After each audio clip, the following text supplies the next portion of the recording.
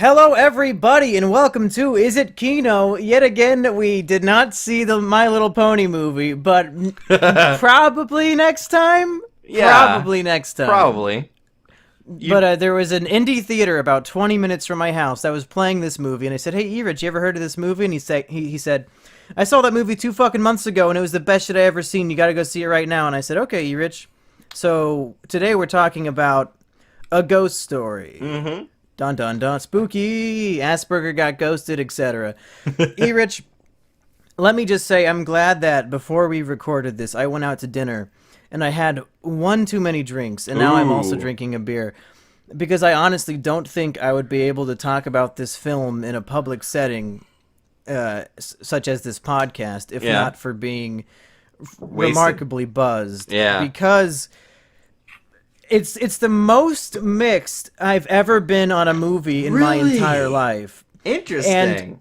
There are a lot of extreme feelings I feel towards it, and if you want me to just to name them off, I will, unless you have some opening points to make.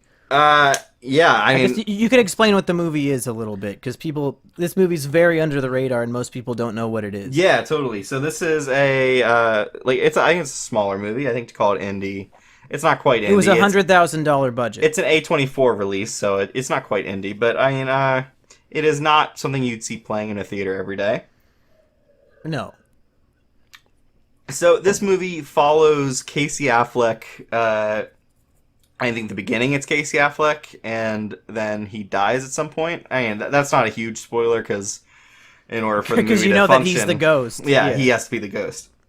So he dies, and then throughout the rest of the movie, he's just a ghost. So he's like the stereotypical ghost, which is someone that has a sheet over top of them with eye holes poked out. And this sheet is gigantic. It works really fucking well. Like, you never see him under the sheet, even though you can see, like, his body and everything. You just see the sheet. You just see this, like, kind of amorphous thing that you know that Casey Affleck's in there, but you never actually see him. And it's basically him following around his wife, who is grieving his death, and just kind of haunting the space. She's hidden little messages throughout the house, and he's trying to get at those messages. And basically, he just goes on and on and on to different families that have moved in, house parties, all that stuff. And they loop around at some point. Oh god, Alexa's gonna fucking say something. Never mind. She lit up like she was called. But When did you say Alexa? Alexa, you cunt. Oh. No, she didn't. She didn't how, say anything. How long ago did you see this movie, Rich? I'd say probably 2 months ago. Yeah, okay. Okay, so, I mean, you're close. You got a few details wrong, but for the most part, Okay. that's pretty much what the movie was. Let me say, folks, it's the hardest movie to talk about for me, because for most of it, I was convinced it was the worst movie I'd ever seen in theaters in my entire life. Wow. And I saw Elmo in Grouchland when I was 3 years old, so that's a pretty high bar. Let me tell you, folks, it's just terrible. For the longest time, it's just the worst thing you'll ever have to... The word that comes to mind is embarrassing. This film was embarrassing for me as a viewer in two very different ways, and that's why my brain is so perplexed when discussing this film, because these two different types of embarrassment are at opposite ends of the spectrum, and I'll get into that. Okay, so First of all, I was embarrassed for both me and the audience. I was in an audience full of elderly hipsters, because this is only playing at the hipster theater 20 minutes from my apartment. And nobody, like, they were all talking before the movie, and nobody was really sure what the movie was going to be, because it's just randomly playing. And, Erich, I mean, there's no way we can talk about this movie without discussing the worst scene in film history, The pie. which is the pie scene. no, that's amazing. Terrible. It's incredible. No, it's bad. It's very... So the movie, the first half of the movie is composed of... In the first half of the movie, it's probably 45 minutes, and it's composed of 5 shots.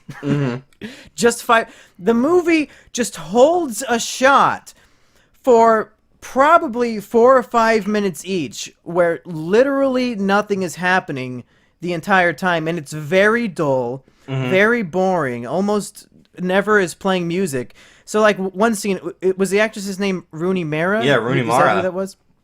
Rooney Mara is grieving because her husband died. So she sits on the floor and eats an entire pie very slowly, all one continuous shot. It's like a 5 or 6 minute continuous full scene. Like if somebody saw that scene from True Detective episode 4 and thought, you know what, let's do this, but the worst way possible. And we're just watching this bitch fucking slowly eat an entire pie, just as boring as possible, and then she runs and vomits in the toilet. And I get it. Oh, it's about the grieving process. Oh, it's beautiful art. No, it's dull and boring. And everybody in my theater became uncomfortable, and they started whispering to each other, and everybody could hear these audible whispers because the movie is so fucking quiet. And they sang. The person right behind me said, "Why are we watching her eat a pie for 5 minutes?" And it's the closest I've ever come, because I've never done this before. It's the closest I've ever come in my life to walking out of the theater and not coming back, because the movie was so dull, and I thought this is fucking a freshman year of art school garbage, absolute garbage. But then, and I know I'm going on a whole tirade right now, Everidge, but I'll let you respond when I finish. All right. So that was the first type of embarrassment, is that this movie is fucking terrible, and we're all in the theater suffering watching this boring dreck. The joke's on you. The joke is on me, because then my second type of embarrassment is that I'm weeping in the car on my drive home after the film, because no movie, and I'm scared to even talk about it because I don't want to tear up here on the internet, but I don't think a movie has ever emotionally devastated me much like this movie. Yeah. And it just destroyed me. And I'm glad I stuck around through those horrible opening scenes. but then again, I almost wish I didn't see the movie, because like even now, just thinking about it, it really hurts me on the inside. And that's the second type of embarrassment I got from this film. And now I'm getting emotional just fucking talking about it, so please feel free to go on. I will defend those opening scenes, the opening couple scenes that just go on for a long time, because Rooney Mara is not the only thing that is in the frame while that's happening, right? Because Casey Affleck is in the room with the ghost sheet on. Yeah. So basically what they're trying to show you is that life is fucking long and mundane, and it can be just someone mindlessly eating pie because they're so devastated by the loss of a loved one. And if you're a person living on this earth, you know that you will do crazy things, stupid things when someone close to you dies, and you also know that it can be boring as hell sometimes. Most of after grief shit is just boring as all hell, because you don't know what to do. You're just drained emotionally, and you've got nothing else kind of pushing you.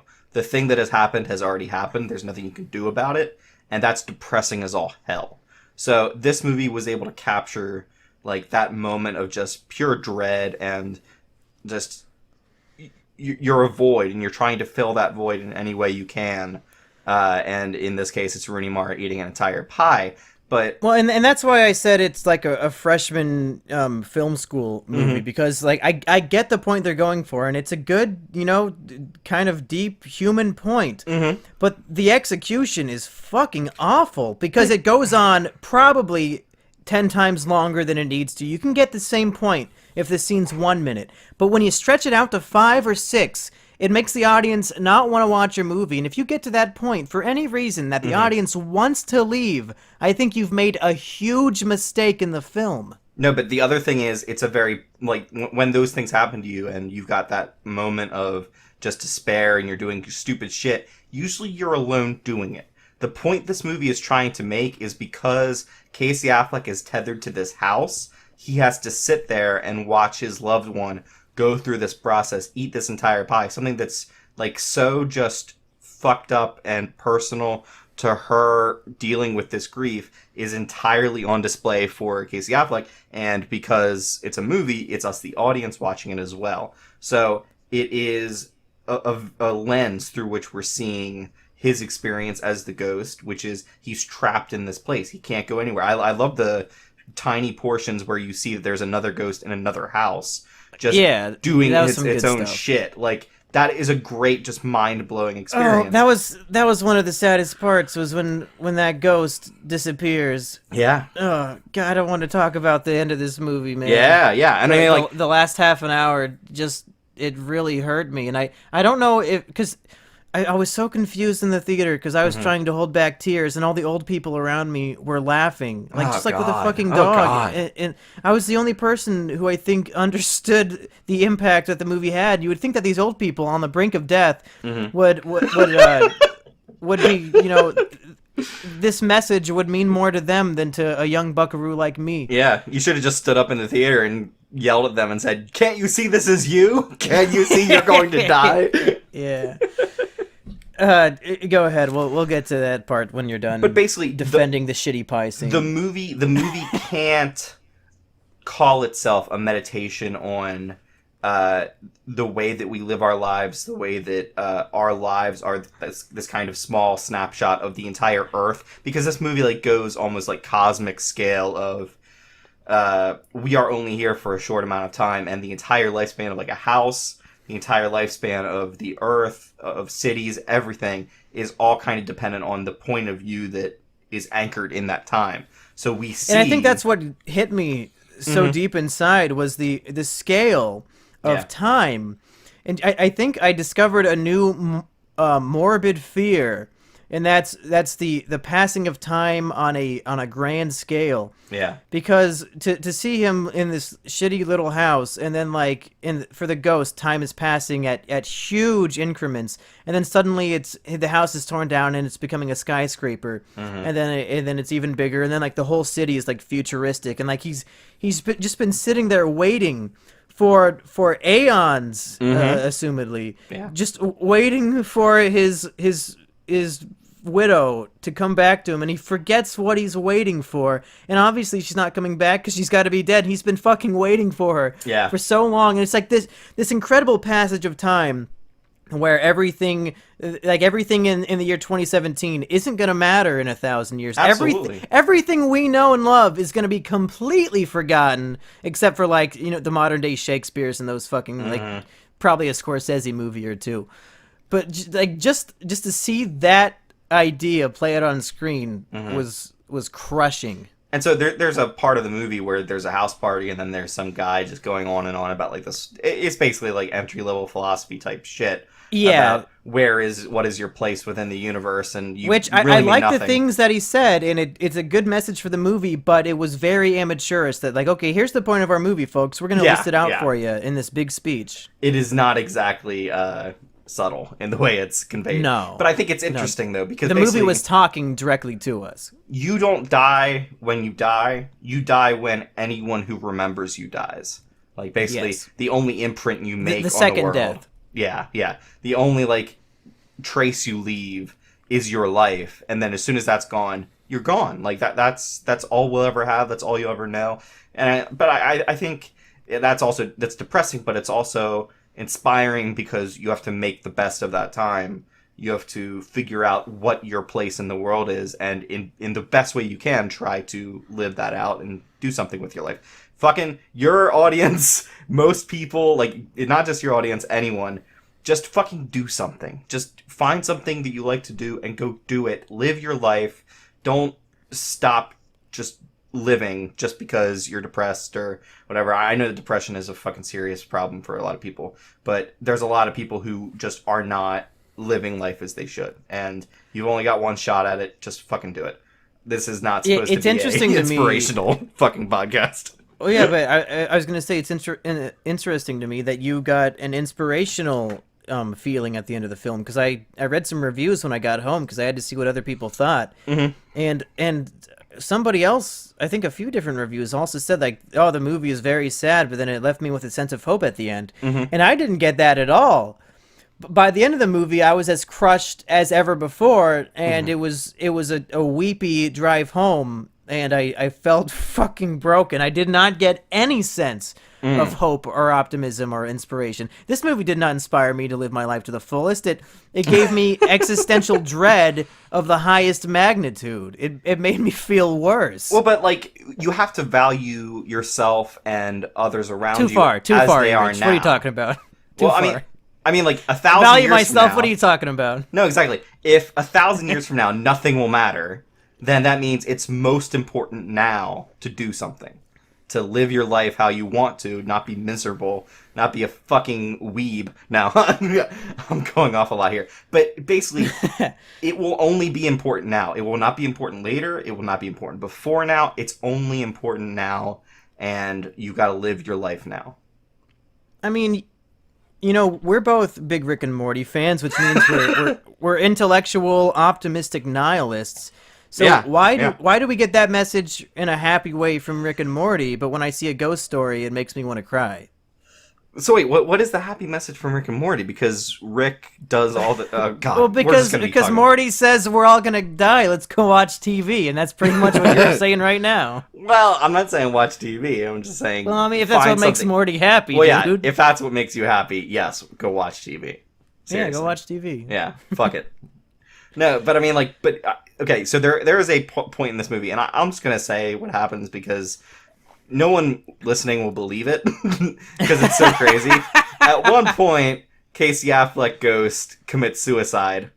Yeah. The ghost, And then he wakes up in the Pioneer Times. the ghost commits suicide, and he travels back to. So basically, what I'm thinking here is that basically what the movie's saying is that houses or places of import to people, and maybe not even just houses, maybe just like pieces of land or places you call home, they can carry some kind of psychic energy of people putting all of their hopes and dreams and thoughts and wishes and everything into that area. So Casey Affleck comes into the area like right before these colonial peoples come, and then those peoples get killed by Indians and everything.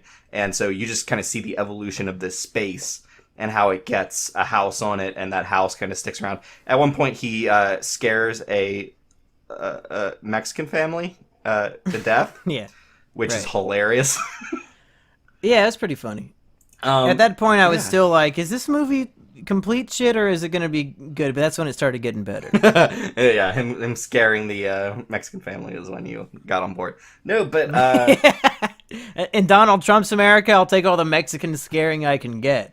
They've what's never had it better than now. Yeah, absolutely. What's incredible about this movie is how it kind of sets up this very. It's very vague, but it's like a world that it builds up with these ghosts. So Casey Affleck sees there's another ghost next door. When that ghost realizes that it's not going to find out what the ghost is trying to find someone, the other one. He's waiting for somebody to come back, but he can't remember who. Yeah. Oh god, that's sad as hell. And when he realizes, like, the houses get demolished, and he realizes the person's not coming, and then the sheet just collapses, and the ghost is gone. yes, Tragic. And because Casey Affleck is searching for this message that's in the house, he kind of has to wait until the house has his wife back in it, and so he goes through again and basically sees his relationship with her before we saw it in the first place in the movie, and it goes back through, and he's trying to get this message still. The movie, I don't want to say when it ends because it's just a beautiful moment, but yeah, it just makes you think about living, about death, about what The last thing I want to is. think about is living. Yeah, If I could just think about death, that'd be great. Yeah, but I mean, like, any movie that posits these ideas and makes you think about things and makes you deeply sad, even when it makes you deeply bored, like you were by the beginning of this movie. Deeply bored. There is a point there, and I will even agree about like 3 or 4 minutes into that scene, I'm just like, okay, I understand. I get what you're trying to do. About a minute before it ended, I was just like, come on, like why? But I mean, I think it's part of him as a ghost is just sitting there watching everything. And it's not all going to be redefining the boundaries of his relationship with his wife. It's not all going to be him scaring off these people, but it is him glimpsing this very personal, destructive moment of his wife and her grief and trying to work through the pain of losing someone close to you. And in that lens, in that context, it's beautiful. It's amazing. It's incredible. I hate it, but it's great. Yeah. I'm so conflicted because I hate the movie, but it impacted me on an emotional level so much that it's really meaningful to me. Mm-hmm. A film that I don't know if I would ever want to sit through again. and that's why with hesitation I ask E-Rich, would you recommend this film, and if so, to who? I would recommend it to everyone, even if you're not Oh, going to. God damn it. No. Even if you're not going to like it, even if you're not going to enjoy the first half of the experience, I think this movie raises points and discussions that I think every human being should think about, because it's dealing with who are we and what are we doing on this planet? How do you define what you are? And I think that's worth thinking about.